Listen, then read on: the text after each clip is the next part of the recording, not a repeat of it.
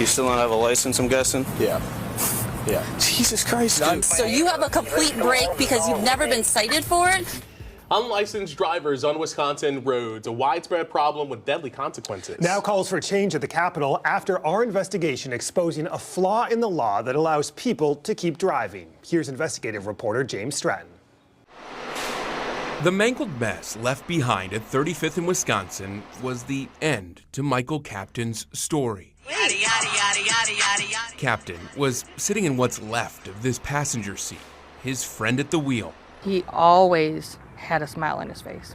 He was always laughing and he was always joking. Police say Danny Romero was driving a stolen Hyundai when he ran 2 red lights and slammed into an MCTS bus going 80 miles per hour. He admitted he never had a license, yet got tickets for the suspended license he never had. Romero is not an anomaly. He's another example of a flaw in the law. Romero got his first operating without a license ticket in 2015. Because he didn't pay, his license became suspended. Instead of getting another no license ticket, which would have been a criminal charge, he kept getting suspension tickets simply because his driving status showed up to police as suspended. That meant the 2 additional suspension tickets were just traffic tickets. The problem happens time and time again across the state.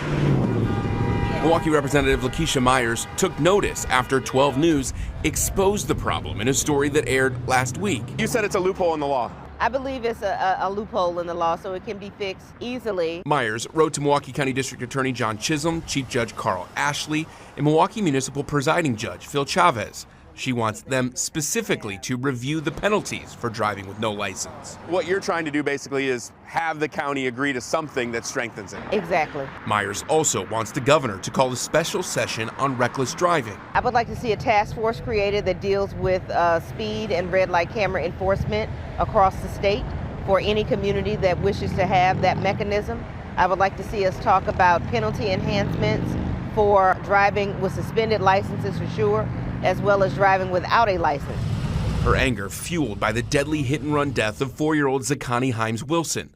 Donald Creighton is now charged with hitting the girl and her mother while they were crossing the street on Teutonia and Greentree in Milwaukee. Creighton previously killed a man in 2018 while he was behind the wheel.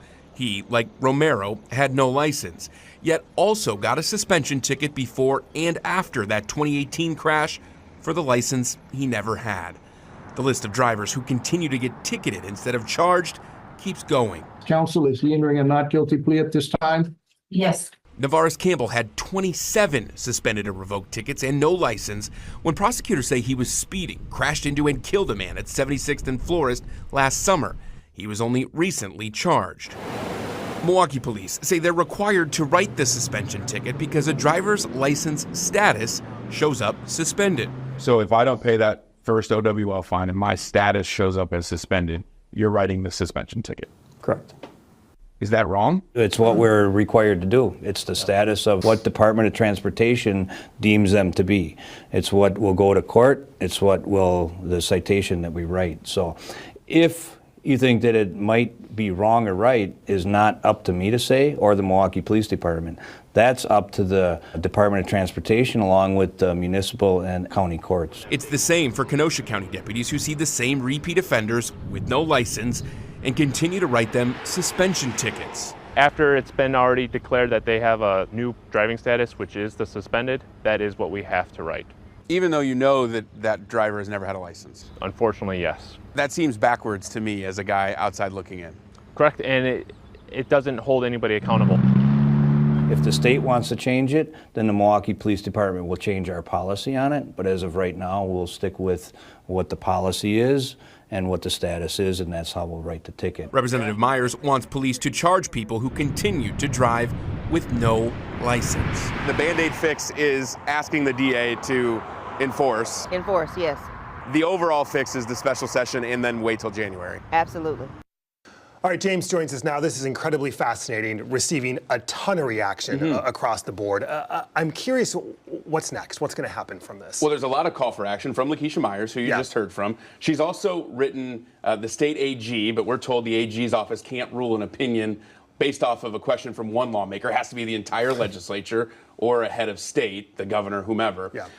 At the city level, there's also action. The head of the Public Safety and Health Committee is planning on calling Milwaukee Police, other stakeholders to the table at the next Public Safety Committee meeting to try to figure out if they can also write that second no license ticket, which has misdemeanor charges attached to it, versus that suspension ticket, no matter if it's 1 or 27, that is just a traffic ticket. And so while we wait for any substantial change to happen, this issue is still happening. There are still drivers on Wisconsin roads without licenses. Unfortunately, it is still happening, and it's happening with deadly consequences. We're still seeing drivers who've never had a license, who continue to get suspension tickets, who still, unfortunately, crash and kill people on Milwaukee streets. We are trying to get proactive in our reporting to find these people, before they get into a deadly crash like this. We have a list of the top 10 in Milwaukee right now, so expect some further reporting on that as well. Fascinating investigation that you'll stay on top of. James Stratton. James, thanks so much. Thanks, guys.